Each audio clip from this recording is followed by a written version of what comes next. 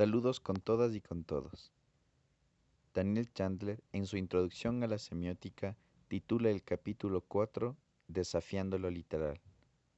En este capítulo exploraremos las formas en las que los semióticos han problematizado dos distinciones clave, aquella a nivel del significante entre lo literal y lo figurado, y aquella a nivel del significado entre denotación y connotación.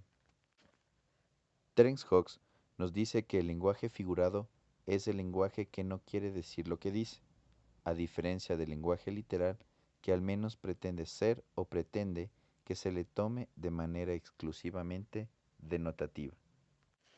El lenguaje figurado es parte del sistema de preservación de la realidad que tiene una cultura o una subcultura. Es un código que se relaciona de manera ostensible con la forma en que se representan las cosas más que con lo representado.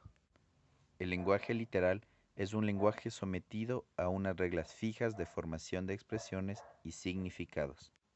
El lenguaje figurado es el significado que ha adquirido una palabra y que le da un especial valor expresivo. El lenguaje figurado suele estar presente en la poesía y en los textos literarios. En cambio, en los documentos científicos o jurídicos, entre otros, se utiliza el lenguaje literal por su mayor precisión y para evitar confusiones. El ser humano puede emplear el lenguaje en forma creativa para expresar sus ideas. En los últimos años se han dedicado muchas investigaciones al lenguaje figurado, el lenguaje expresivo o no literal, como la metáfora y la ironía. Un hallazgo interesante es que al parecer las personas pueden comprender el lenguaje figurado con la misma rapidez que el literal. Lo anterior significa que sabemos utilizar muy bien el lenguaje figurado para expresar ideas que sería difícil comunicar con el lenguaje literal.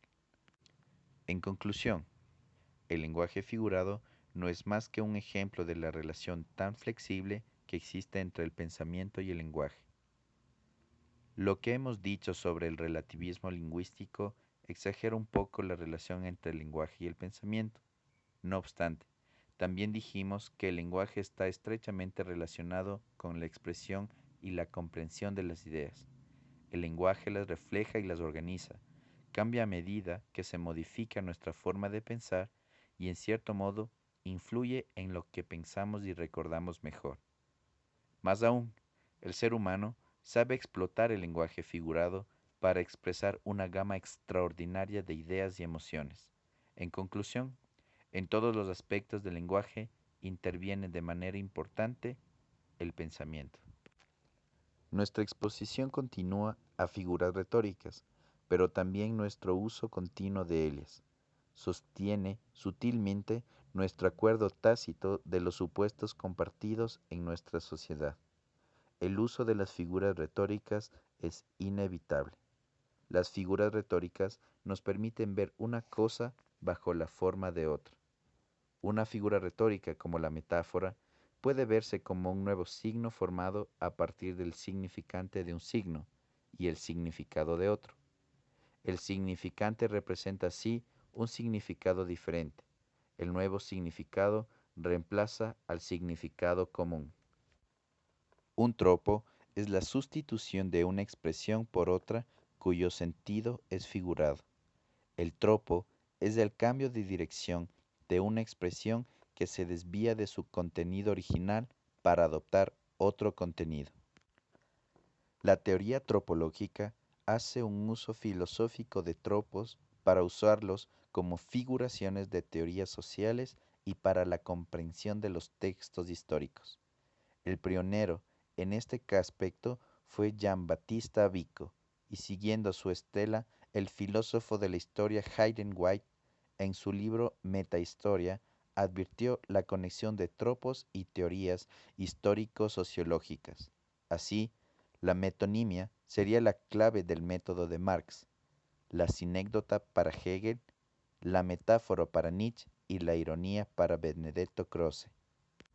La teoría tropológica afirma una lógica detrás de los sucesos históricos más allá de la aleatoriedad o de su planificación, así como las consecuencias autónomas del texto más allá de las intenciones de su autor o autores.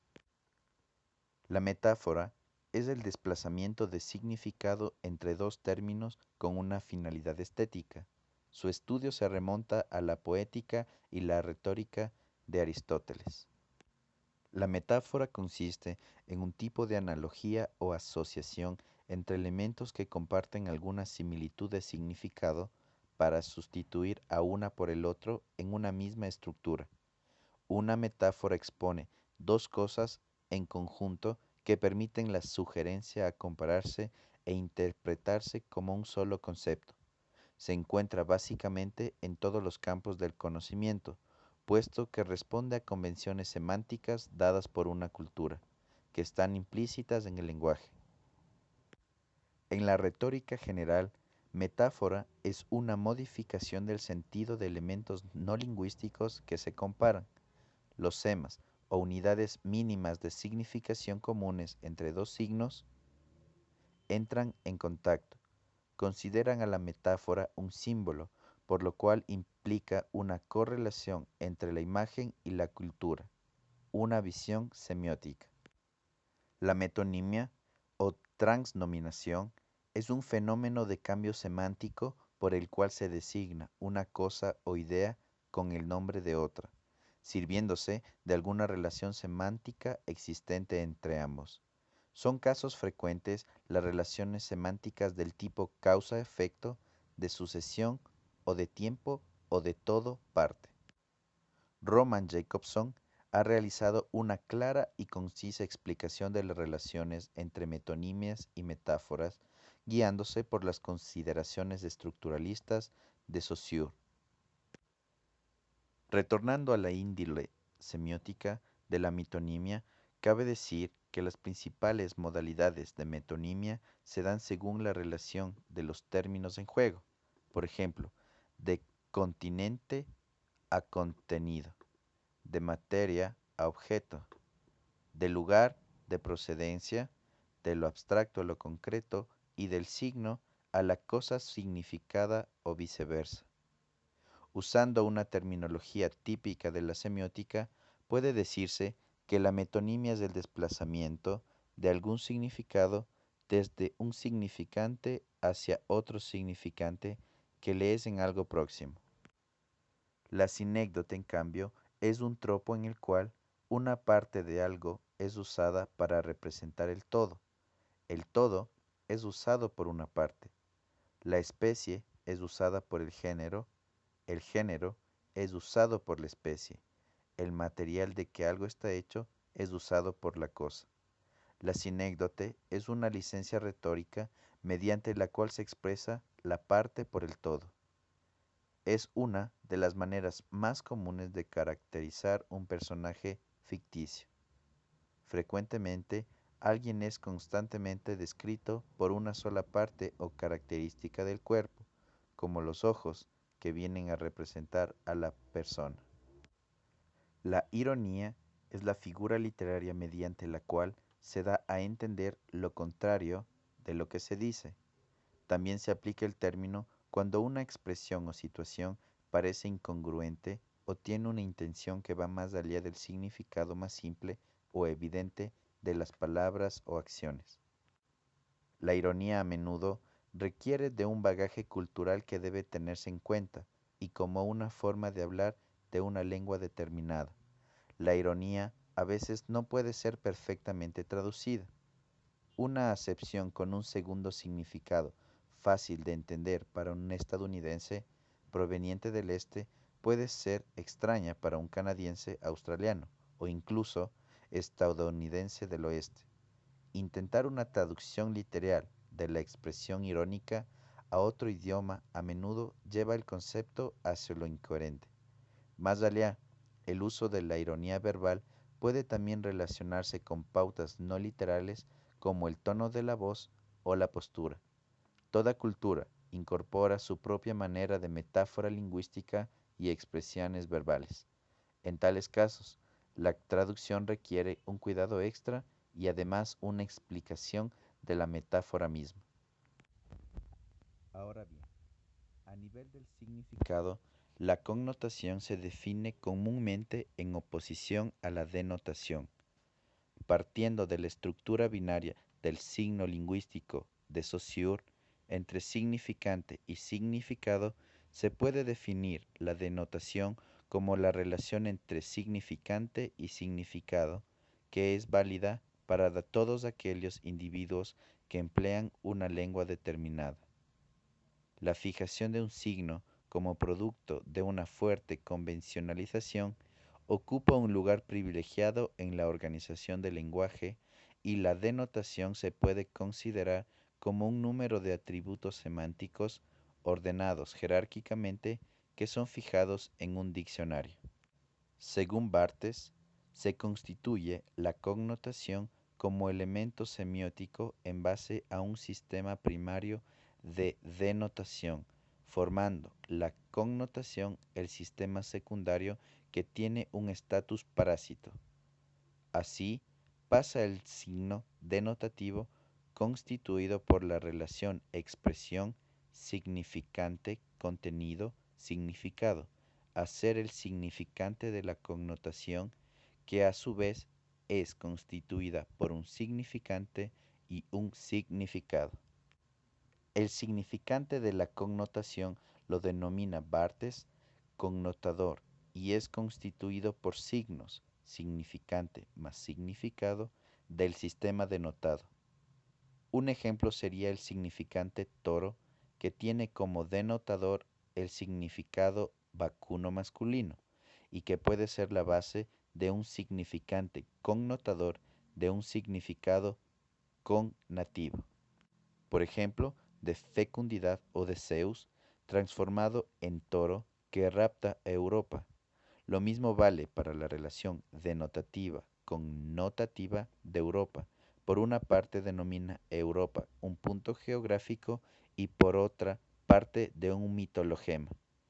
Esto presupone que la connotación puede ser reconocida, ya que partiendo de la denotación como significante no obtiene su significado.